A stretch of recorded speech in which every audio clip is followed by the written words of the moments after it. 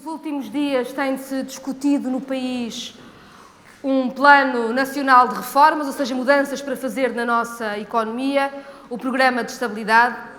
Como sabem, o Programa de Estabilidade é uma exigência do semestre europeu. O Bloco de Esquerda não se move pelas exigências do semestre europeu, mas a verdade é que estamos a discutir reformas da economia. É bom que ninguém falte a esse debate. E nós, no Bloco de Esquerda, temos posto as nossas cabeças a pensar, a organizar as ideias sobre o que seria mudanças, como participar neste debate, que propostas é que o Bloco de Esquerda acha essenciais neste momento. Até porque nós estamos a fazer o debate do Plano Nacional de Reformas e do Programa de Estabilidade num cenário bem diferente do que tem acontecido. E isso, do nosso ponto de vista, é importante. E é diferente do que tem acontecido, desde logo em dois pontos fundamentais. O primeiro é que, pela primeira vez, a Assembleia da República é chamada a debater as reformas e o Programa de Estabilidade antes dele ser entregue à Comissão Europeia. E isto, para nós, é importante, porque quem leva a democracia a sério não pode aceitar que o órgão que tem os eleitos e as eleitas de quem aqui vive não seja ouvido sobre estas matérias. O segundo fator importante neste debate é que eu bem sei que é quase difícil de perceber, mas pela primeira vez em muitos anos, quando se discutem reformas, não se está a falar de cortar nem em salários, nem em pensões. E isto é também uma diferença de monta que vale a pena virmos ao debate. Podemos ter diferenças, podemos achar que as coisas podem ser mais de uma ou de outra maneira, mas o Bloco sente-se confortável a discutir reformas que são em nome de quem aqui vive, da economia portuguesa, e sente-se bem a discutir planos de reformas e programas que são debatidos, em primeiro lugar, onde devem ser debatidos, na Assembleia da República. E é assim que participamos neste debate. Não participamos neste debate numa lógica de confronto. As propostas económicas do Bloco de Esquerda não são para fazer um confronto com o Governo em relação ao seu Plano Nacional de Reformas, porque, como digo, o Governo aceita no Plano Nacional de Reformas aquele que foi o acordo da maioria parlamentar, ou seja, um percurso de recuperação dos rendimentos do trabalho e de proteção do Estado Social. Aqui apresentamos ideias que promovem mais debate. Algumas são complementares às ideias que o Governo apresenta, outras são novas, porque são temas que nós achamos que não podem ficar de fora. A pergunta que nós aqui lançamos é: que reformas é que o Bloco quer para o país? Ou seja, qual é o passo que nós devemos dar agora em Portugal? Nós temos ouvido toda a especulação sobre esta ideia de que existirá um plano B e que o que se irá fazer a seguir será sempre e necessariamente a austeridade. Ou seja, no momento em que começa a chegar à vida concreta das pessoas, a recuperação de rendimentos, que faz parte, está na base, é o cimento da maioria parlamentar, seja porque viram o salário mínimo a subir, a pensão não foi cortada e foi descongelada, porque a sobretaxa foi cortada ou reduzida, porque os salários estão a ser repostos, sim, da Constituição na função pública, porque as prestações sociais estão a ser repostas. Isto é uma estratégia para o país também, ou seja, recuperar rendimentos de quem aqui vive, com uma estratégia que responda à dignidade da vida em Portugal, mas também responda a uma economia, porque quem ganha o seu salário, a sua pensão, não põe o dinheiro num offshore, tem-no aqui, na economia, e, portanto, com isso damos um impulso, acabamos com o ciclo infernal das insolvências e da destruição do trabalho. Mas, como eu dizia, no momento em que se começa este caminho de recuperação, temos visto a direita muito preocupada em dizer às pessoas: não acreditem na recuperação que vêem nas vossas carteiras, acreditem nos fantasmas de nova austeridade que queremos aqui agitar com planos B, dizendo a todos os dias que alguma coisa está a preparar. Bem, as reformas que o Bloco apresenta não têm nada a ver com isso e sobre isso quero-vos sossegar. Não está a ser debatido nenhum plano B, não estão a ser debatidas medidas de austeridade. E se é verdade que esperamos que seja possível mais consolidação das contas públicas, ela faz pelo motivo exato de que a estratégia de recuperação de rendimentos é também uma estratégia de economia. Não há consolidação das contas públicas sem crescimento económico. E há coisas que são simples de perceber. Quando os salários aumentam, há mais emprego, há mais descontos para a segurança social e ainda bem que assim é. Ou, por exemplo, quando conseguimos alguma justiça fiscal, como fizemos neste Orçamento de Estado, em que fomos cobrar o IMI aos fundos de investimento que não pagavam, também se consegue mais impostos, não por via da austeridade, mas por via de justiça fiscal. E, portanto, como vos digo, sosseguem-se, reformas para o Bloco não significa austeridade, não estamos a debater nenhuma austeridade com o Governo, estamos sim a pensar o que é que o país tem de fazer. E aqui vamos pensar o que é que a nossa economia precisa. Há um problema que o Bloco analisa e percebe que é o problema estrutural da economia em Portugal, que é o seu endividamento externo.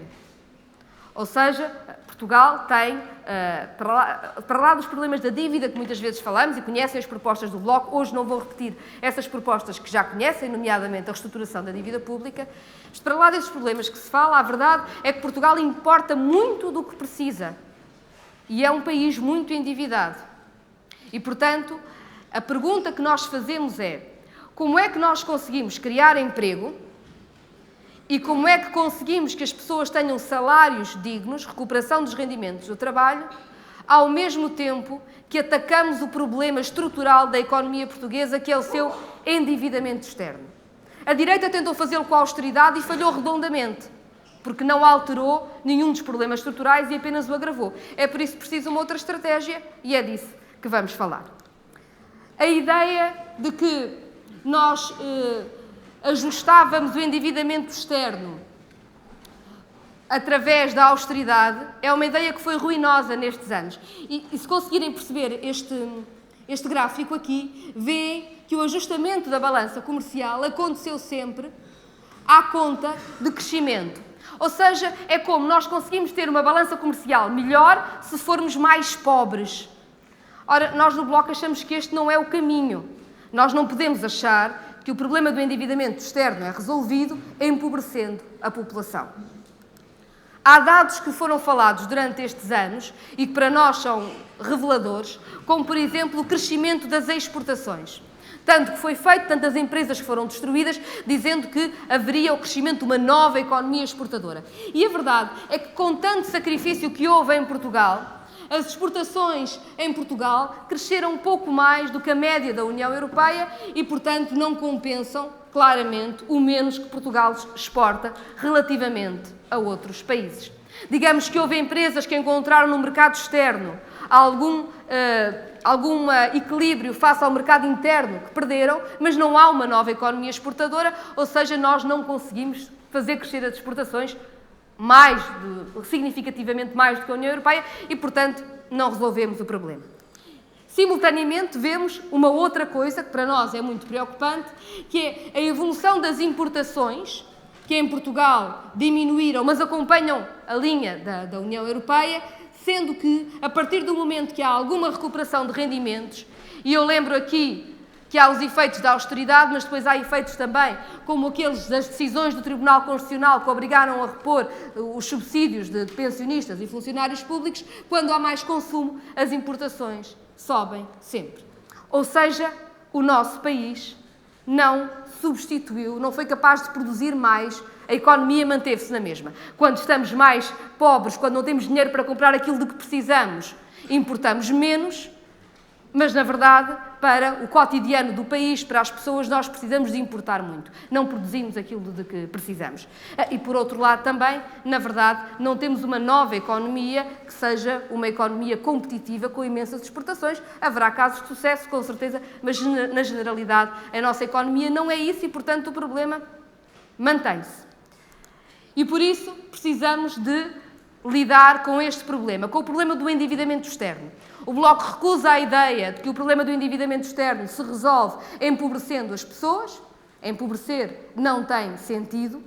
O que deve fazer, o que o país tem de fazer é proteger-se, é responder às pessoas que aqui vivem e, portanto, é como é que aqui se vive com dignidade, resolvendo os problemas estruturais. E, portanto, nós achamos que é preciso olhar para os problemas que existem. existe a grande fratura do euro, que é a grande fatura do euro, ou seja, a concentração de capital nos países maiores da zona euro e as decisões que têm vindo a ser tomadas de concentração que vão prejudicando os países periféricos. Não é destas questões que falaremos hoje, mas a análise do Bloco de Esquerda é uma análise que se mantém e os problemas que levanta mantêm-se também sobre esta matéria. Temos o problema do equilíbrio externo e da recessão, ou seja, nós só equilibramos a balança comercial, às vezes, à conta de empobrecimento. Precisamos agora de fazer ao contrário e, portanto, o que fazer o contrário é precisamente devolver os rendimentos às pessoas sem desequilibrar a balança corrente, ou seja, sem isso provocar endividamento externo. E, para isso, nós apresentamos propostas em vários setores que tentam sempre responder a esta pergunta. Como é que Portugal, ou a estas três perguntas, como é que criamos emprego, como é que esse emprego é de qualidade e como é que isso é feito reduzindo o endividamento externo do nosso país. E para isso falamos de matérias como o endividamento das instituições financeiras e os problemas fiscais até, direi alguma coisa sobre isto, sendo que nós apresentaremos em breve um pacote legislativo, já lá irei. Falaremos também dos problemas da fatura energética que pesam muito em Portugal. São um fator muito pesado para a balança comercial em Portugal. Portugal não tem petróleo, e isso nota-se nas suas contas. E, finalmente, também falaremos das questões da balança alimentar, porque as questões da soberania alimentar, do que temos feito com a agricultura, com os setores primários, são essenciais para equilibrar a produção do nosso país. Apresentando algumas propostas, apresentarei duas e já passo a palavra. Queria falar-vos dos problemas dos offshores e do sistema financeiro. Muito brevemente, dizer-vos que o Bloco está a preparar propostas legislativas sobre esta matéria. Na próxima semana, no Parlamento, apresentaremos propostas. Não queria deixar de vos dizer, no entanto, alguns traços gerais que problematizam esta questão e apontam algumas soluções. Um gráfico engraçado ou terrível é este. O programa da Troika para Portugal, aquilo a que se chamou apoio, nós temos muitas dúvidas sobre se isto se pode qualificar como apoio ou ajuda, mas enfim, o programa da Troika para Portugal teve um valor, 2011-2014, esteve ali à roda dos 70 milhões de euros, e quando nós olhamos para a perda de receitas na União Europeia com os offshores em 3 anos, vemos que a União Europeia, em 3 anos, perdeu 3 vezes mais do que todo o programa da Troika para Portugal. Ou seja, este não é um problema pequenino. Quando nos falam dos esforços financeiros, etc., nós precisamos de pôr as coisas em perspectiva. No mesmo período em que nos diziam que tínhamos de estar sujeitos à austeridade porque nos era feito o empréstimo da Troika, a União Europeia perdeu 3 vezes esse valor com aquilo que foi para os offshores. Tendo em conta os dados que existem, nós percebemos que a aplicação de portugueses residentes em offshore, que é esta coluna cor de laranja gigantesca, se pagasse 10% de imposto, que é esta coluninha cor de rosa, dava para pagar todo o déficit de 2016 e o Estado ainda era superavitário. E, portanto, quando alguém quiser connosco discutir décimas de déficit e dizer que é preciso austeridade por causa de alguma décima de déficit, lembraremos sempre este dado incontornável. Se as transferências para offshores pagassem 10% de imposto, o Estado era superavitário, sem precisar de mais nenhuma medida.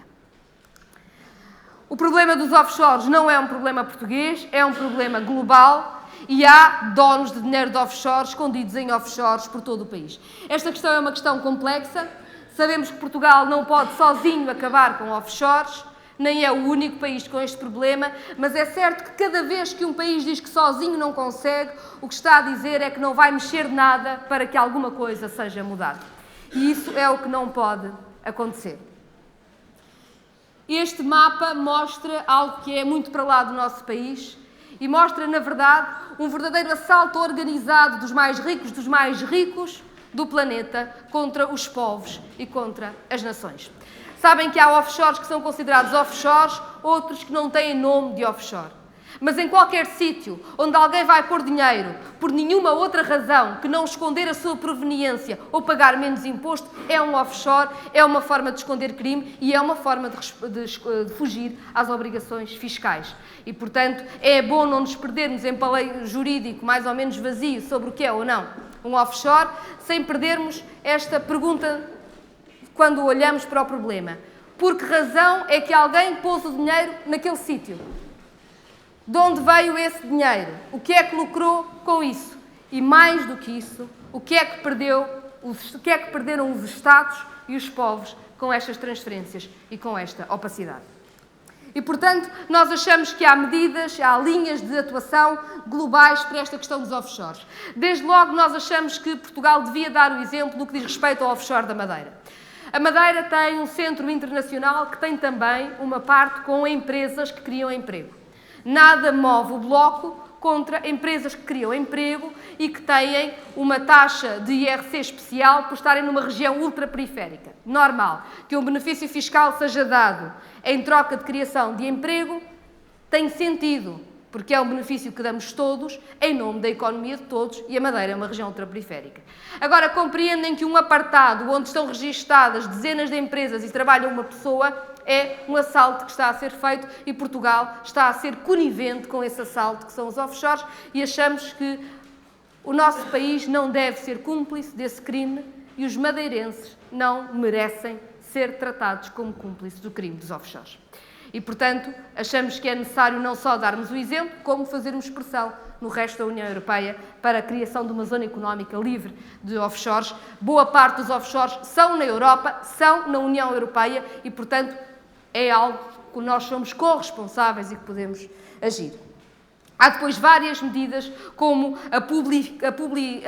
conhecermos basicamente todas as instituições e as empresas, a estrutura corporativa, o que é que está sediado em offshores e os beneficiários últimos de todo o capital em instituições financeiras. Quem se lembrar da Comissão de Inquérito do BES e antes dela do BPN e a seguir a ela do BANIF, verá que boa parte das operações que não foram registadas, que não se sabe, que não se percebe como é que aconteceu aquela perda, vai sempre dar a subsidiárias de empresas e bancos últimos sediados em offshore. E, portanto, a transparência, conhecer toda a cadeia de empresas e, por outro lado, conhecer os últimos beneficiários é essencial para a transparência de que precisamos, até porque nessa opacidade se esconde depois o assalto que nós vemos todos pagando como contribuintes cada vez que a banca dá o berro. Finalmente,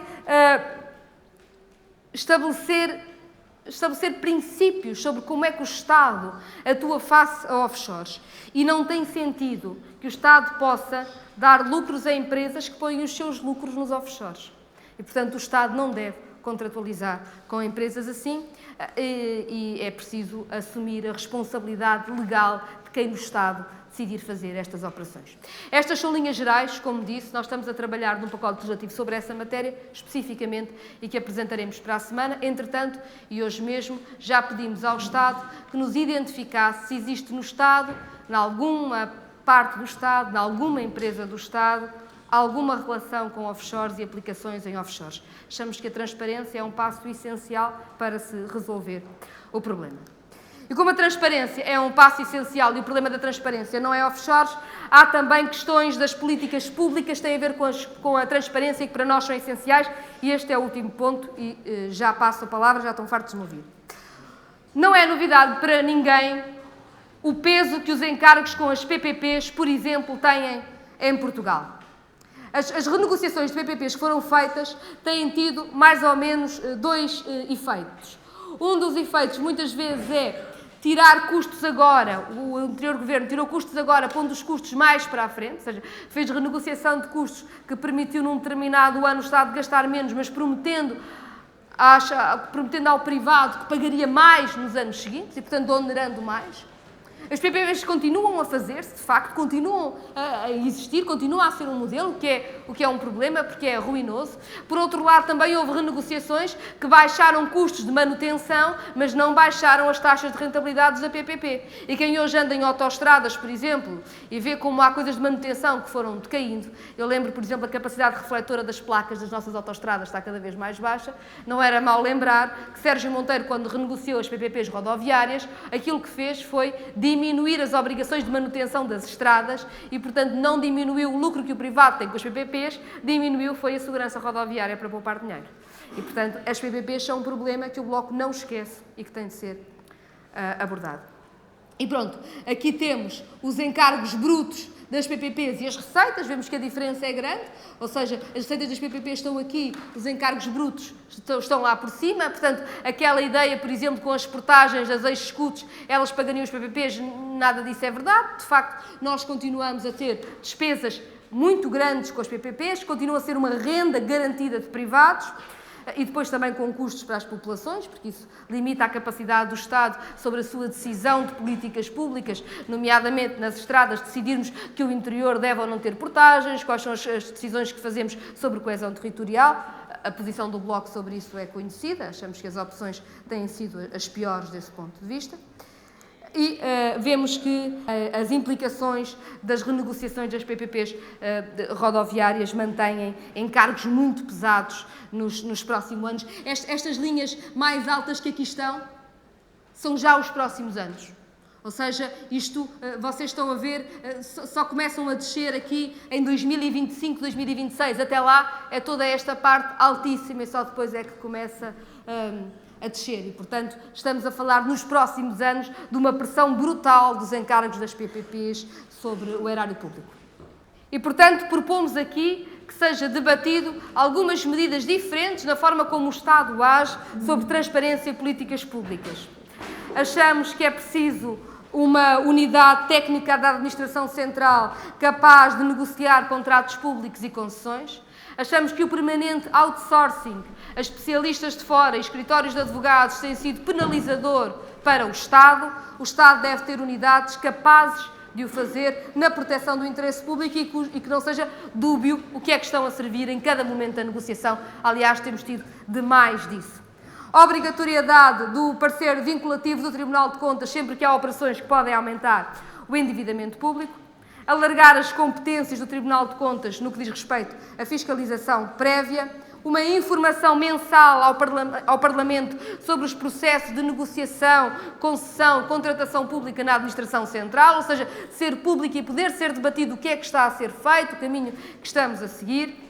Termos indicadores económicos, sociais e ambientais sobre as políticas públicas, ou seja, podermos ter uma avaliação que é global sobre estas decisões que são tomadas, discutidas, e podermos debater políticas de desenvolvimento do país. Temos debatido vezes demais políticas de como matar a economia. É preciso começar a estudar os impactos económicos, sociais, ambientais dos programas públicos e debater políticas de desenvolvimento. Finalmente, há para o Bloco de Esquerda, como sabem, algo que é importante e que faz parte do acordo que foi estabelecido para a atual maioria parlamentar, que é não há privatizações. E essa é o que já está acordado e, portanto, esta elaboração de uma série de políticas públicas é não num contexto de um Estado que se assume como um vendedor permanente do investimento público, mas sim pensando a contratação pública necessária, normal, e também a renegociação de contratos que já existiram. E com isto, calmo e passo a palavra ao José Guzmão para, entre outras coisas, falar da soberania e segurança alimentar.